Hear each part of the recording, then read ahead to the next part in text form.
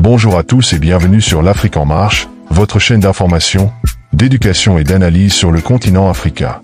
Aujourd'hui, nous allons revenir sur un événement marquant, le vol des recettes de la tournée de Sidiki Diabaté lors de son concert en France. Nous allons détailler les faits, analyser les circonstances et poser des questions essentielles pour comprendre si ce braquage aurait pu être évité.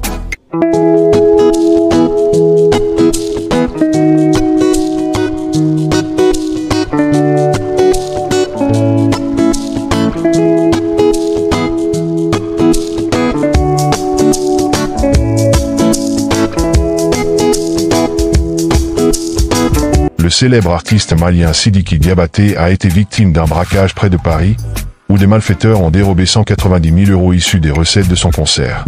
L'incident s'est produit dans la nuit du samedi 8 au dimanche 9 février, alors qu'il se produisait sur scène à la Défense Arena de Nanterre. Pendant son spectacle, des individus armés se sont introduits chez sa sœur, Djelika Diabaté, qui est aussi sa manageuse et productrice. Selon les autorités, l'attaque a eu lieu vers 22h30 à Tremblay en France. Sur place, seule une babysitter était présente avec des enfants. Heureusement, aucune violence n'a été signalée.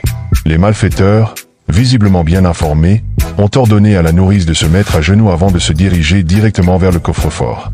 Ils y ont subtilisé la somme de 190 000 €, représentant une partie des recettes de la soirée, notamment les préventes de billets. L'enquête a été confiée à la police judiciaire de Seine-Saint-Denis, qui est actuellement à pied d'œuvre pour retrouver les coupables. Qui est Sidiki Diabaté? Sidiki Diabaté est un artiste malien talentueux, reconnu à l'international. Chanteur, compositeur et instrumentiste, il est issu d'une lignée de griots et est le fils du célèbre Toumani Diabaté, l'un des plus grands joueurs de kora au monde. Né le 8 février 1992 à Bamako, Sidiki Diabaté a su mêler traditions mandingues et musique moderne comme l'afro-pop et le hip-hop. Son ascension a été fulgurante avec des titres phares comme C'est la vie, Je suis désolé, Fais-moi confiance et Inyanafi Debena. Il a collaboré avec des artistes renommés tels que Boba, Davido, Niska et MHD.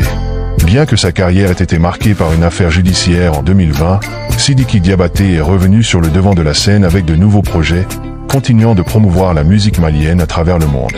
Suite à ce braquage, plusieurs questions se posent. Comment les recettes d'une tournée aussi médiatisée ont-elles pu être conservées dans une maison sans sécurité renforcée?